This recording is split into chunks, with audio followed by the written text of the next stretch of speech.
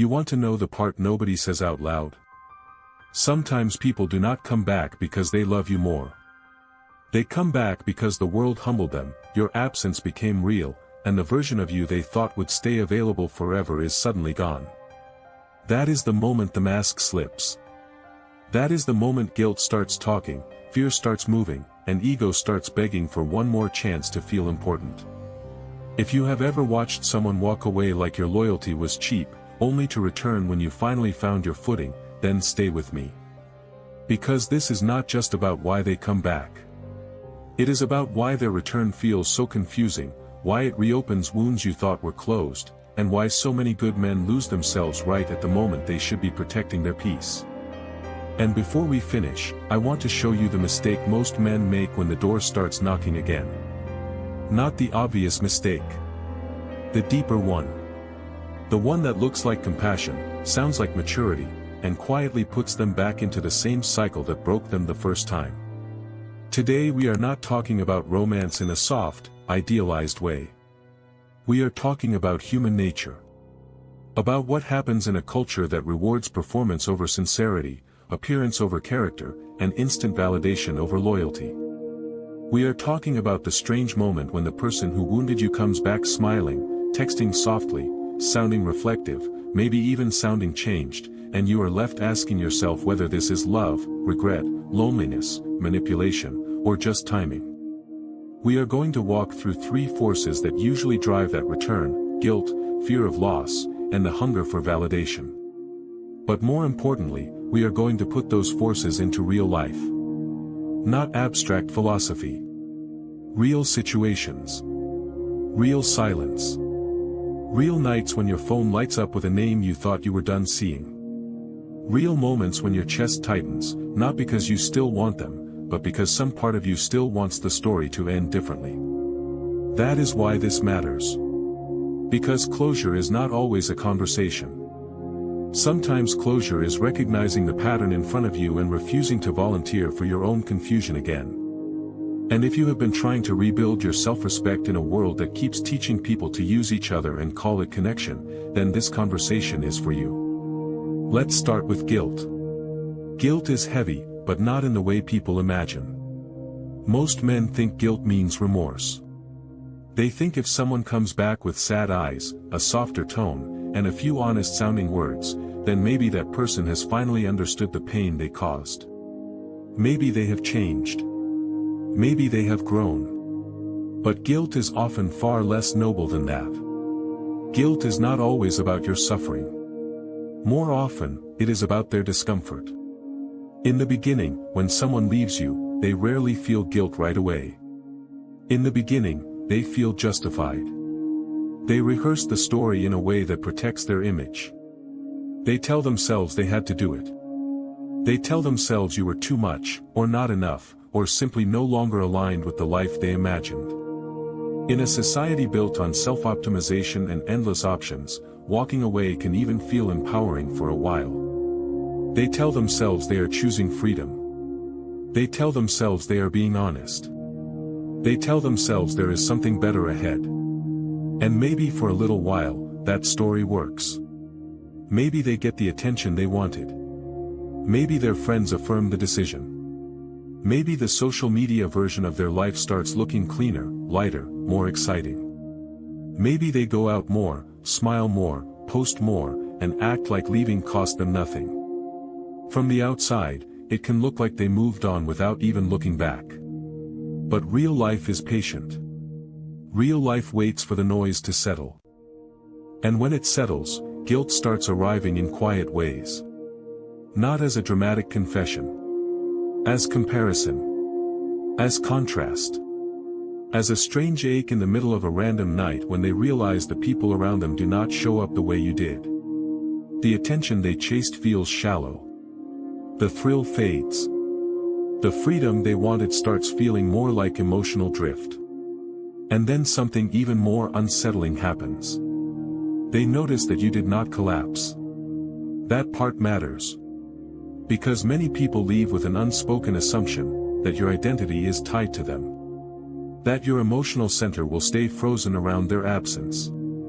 That if they ever wanted access again, they could probably reach back and find you exactly where they left you. It is cruel, but it is common. In a performative culture, people often mistake loyalty for permanence.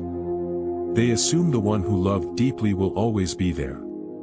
Then they see you changing. Not in a dramatic way. In a grounded way. You stop chasing. You stop explaining. You stop sending paragraphs to people who already made their decision. Maybe you start sleeping better. Maybe you go quiet and build. Maybe you put your energy into work, health, discipline, faith, family, purpose. Maybe you become less available, but more at peace.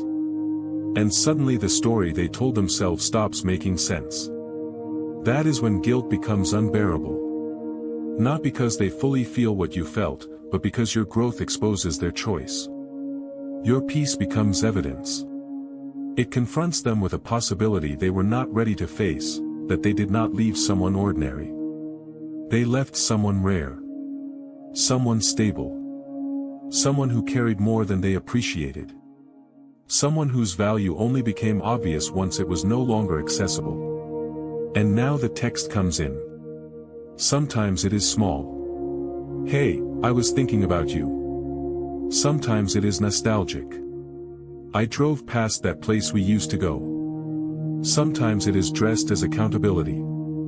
I know I hurt you. I just want to talk. Sometimes it arrives through a softer back door, a like, a reaction, a birthday message, a late-night check-in that pretends to be casual. But underneath all of it is the same emotional truth. They want relief from the weight they now feel. This is where a lot of men get trapped. They interpret the return as proof of love, when often it is only proof of discomfort.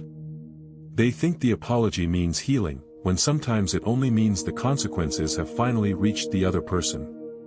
But someone feeling the consequence of losing you is not the same as someone being ready to honor you. That distinction can save years of your life. Because if you take someone back only because they feel guilty, you are not repairing the past. You are teaching them that remorse is enough to reopen access. You are showing them that your peace can be negotiated if they return with the right tone at the right moment. And once that lesson is learned, the cycle usually does not end. It just gets smarter. Maybe you know that cycle. First they leave. Then life disappoints them. Then guilt rises. Then they return. Then your compassion fills in the silence. Then the old imbalance comes back. Then one day you realize you were not chosen. You were reused. That is why guilt should never make the decision for you. You can understand someone without reopening your life to them. You can forgive someone without giving them another front row seat to your nervous system. You can wish them healing and still refuse to become the place where they unload the emotional weight of choices they made when your heart seemed easy to lose. That is not cold. That is self-respect. And in a fake world, self-respect often looks cold to people who benefited from your lack of boundaries. Now let's go deeper, because guilt is only the first layer. The second force is fear of loss. Fear of loss is primal. It moves people before they even understand what is happening inside them. But here is what most men miss: people do not only fear losing love. They fear losing access. Losing certainty. Losing influence. Losing the emotional leverage of knowing someone still cares. Sometimes a person does not miss you in the purest sense. They miss the version of themselves that existed while you were still available to them. That is where the return begins. When they left, they thought they were stepping into more. More freedom. More options. More attention. More excitement. In modern culture, that fantasy gets fed constantly. Everyone is told there is always something better one swipe away, one city away, one new conversation away. Commitment is treated like limitation. Loyalty is treated like naivety. Depth is treated like inconvenience. So people leave good things not always because they are terrible, but because they have been trained to overvalue novelty and undervalue steadiness. Then reality speaks. The grass is not greener. It is just edited better. The people who seemed exciting do not know how to stay. The people who look confident do not know how to care. The environments that promised freedom often deliver instability. And the person who once felt easy to overlook begins to look different in retrospect. Not because you changed overnight, but because distance revealed what closeness hid. Familiarity made them blind. Absence gave them perspective. And then they see something they were not prepared for. You are no longer orbiting them. That changes everything. Because when someone knows they still have emotional access to you, they feel powerful even if they never admit it. They know one message can stir you. One memory can reach you. One vulnerable moment can pull you back into old patterns. That kind of access becomes a silent source of control. Not always maliciously. Sometimes unconsciously. But it is control all the same. So when they sense that the access is gone, panic starts moving under the surface. Maybe they hear from mutual friends that you are different now. More focused. Less reactive. Maybe they see that you are not posting pain anymore. You are not sending signals. You are not asking to be seen. Maybe you met someone new. Maybe you simply learned how to enjoy your own company. Whatever the reason, they realize they are no longer central in your emotional world. That is when fear shows up dressed as affection. Suddenly they want to check in. Suddenly they are curious about how you have been. Suddenly they are remembering your good qualities with unusual clarity. Suddenly the person who once took your consistency for granted starts talking like losing you was the greatest misunderstanding of their life. Maybe sometimes it is sincere in part. Human beings are complicated. But sincerity alone is not enough. Because fear can mimic tenderness with frightening precision. And this is the part Machiavelli would understand without flinching. People often do not fight hardest for what they love most.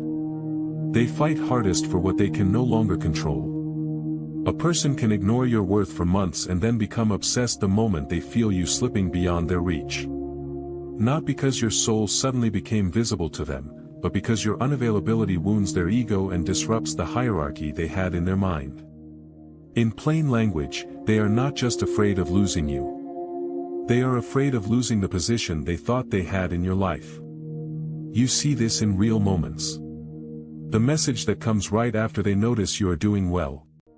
The sudden vulnerability after they hear you stopped asking about them. The long paragraph after months of silence, arriving exactly when you finally feel calm. The confession that comes not when you are hurting, but when you no longer seem reachable. If you have lived long enough, you start to notice the timing. And timing tells the truth people do not. If they truly valued your presence, why did your absence have to become permanent before they could see it? If they truly respected your heart, why did it take distance for them to handle it carefully? If they truly knew your worth, why did they only begin speaking your language after you stopped translating yourself for them? These are not bitter questions. They are clean questions. They help you separate sentiment from pattern. Because fear of loss can easily seduce a good man. It can make him feel chosen when he is actually being reconsidered. It can make him confuse urgency with depth. It can make him believe he is finally seen, when in reality he is simply becoming scarce. Scarcity can wake people up. That is true. But scarcity can also make people possessive, nostalgic, and impulsive without making them trustworthy. That is why your response matters more than their return. Do not let their fear draft you back into confusion. Do not let their sudden intensity erase the silence you had to survive alone. Do not let nostalgia do the talking for your future. Memory is selective. It highlights warmth and edits out the pattern that taught you to distrust your own peace. The strongest thing you can do is not always to reject someone dramatically. Sometimes the strongest thing is to observe slowly. To listen without surrendering. To let time reveal whether their words have roots or whether they are just emotional weather. Anyone can feel loss. Fewer people can bear responsibility. Anyone can miss access. Fewer people can build safety. And if they cannot build safety, they do not belong back inside your life, no matter how afraid they are of losing you. Now we come to the deepest layer. Validation. This is the one that confuses people the most because it often looks like longing. It can sound like love. It can wear the language of vulnerability. But underneath it, there is often a more uncomfortable truth. Some people return because your attention made them feel real, and life without your attention feels emptier than they expected. Validation is powerful because it touches identity. When you loved them well, you did more than give affection. You reflected them back to themselves in a way that made them feel valuable. You listened. You reassured. You remembered the details. You made room for their fears. You held emotional weight they did not know how to carry alone. For a while, your presence became part of how they measured themselves. Then they left. And at first, maybe they assumed the world would replace what you gave. Maybe they thought attention from other people would feel the same. Maybe likes, compliments, flirting, noise, and novelty would keep their self-image full. But surface attention does not nourish people the way deep presence does. It stimulates. It distracts. It flatters. But it does not anchor. Eventually the hunger comes back. Not always hunger for you as a whole person. Sometimes hunger for the feeling they had when you were still pouring into them. That is why the return can sound so persuasive. They say they miss you, but what they may really miss is how they felt around you. They say nobody understands them like you do, but what they may really mean is nobody else has been willing to carry them the way you once did.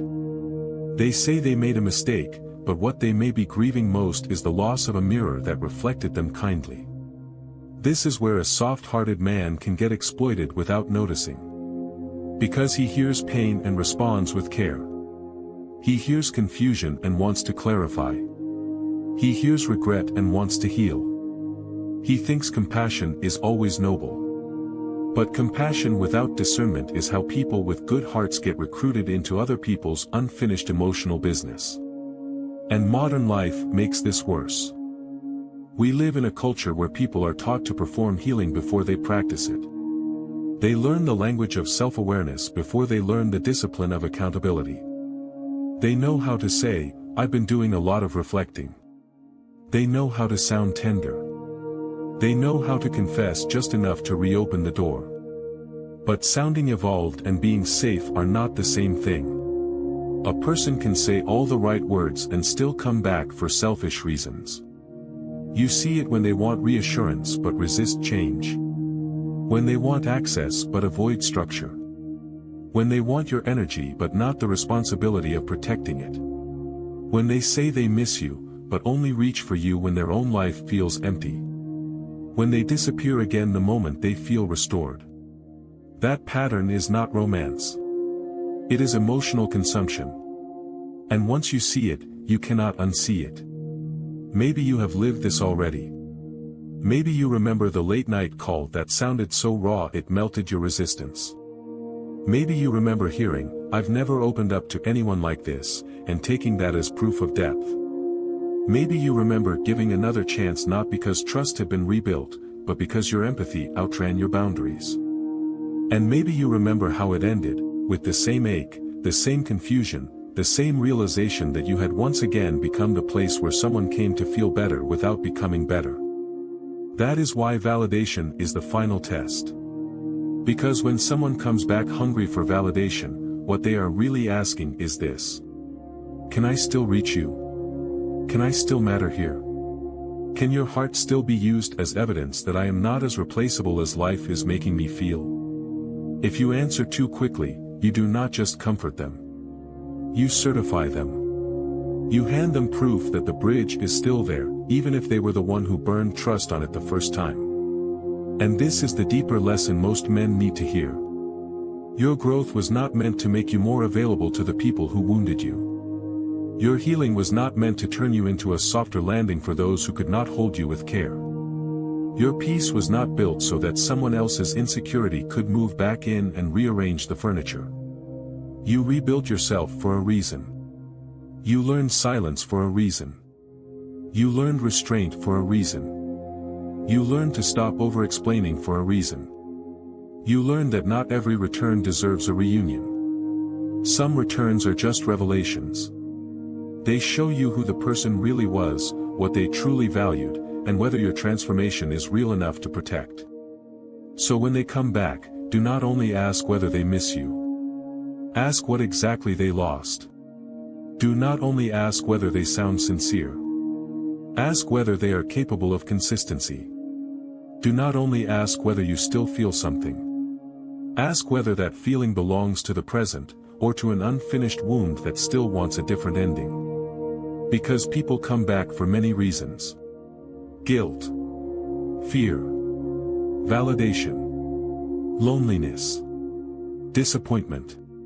Ego. Habit. Sometimes even genuine regret. But none of those reasons automatically qualify them for re-entry. Access to your life should not be granted by emotion alone. It should be earned by pattern, responsibility, humility, and the kind of changed behavior that remains visible long after the dramatic words are over. So let's bring this home. If someone hurt you, left you, underestimated you, and only returned once your silence started speaking louder than your pain, that return is not automatically a blessing. Sometimes it is a test. A quiet, personal test. Not of how loving you are, but of how deeply you have learned the lesson your suffering tried to teach you. Can you care without collapsing? Can you listen without surrendering? Can you remember the good without forgetting the pattern? Can you stay human without becoming available to what broke you? That is real strength. Not revenge. Not coldness. Not bitterness. Clarity. The kind of clarity that lets you stop mistaking attention for love. The kind of clarity that lets you stop mistaking apologies for repair. The kind of clarity that lets you stop mistaking someone's return for your destiny. Sometimes the most mature response is not dramatic at all. It is simply this. I understand why you came back. But I also understand what it cost me to survive your leaving. And because I understand both, I choose peace.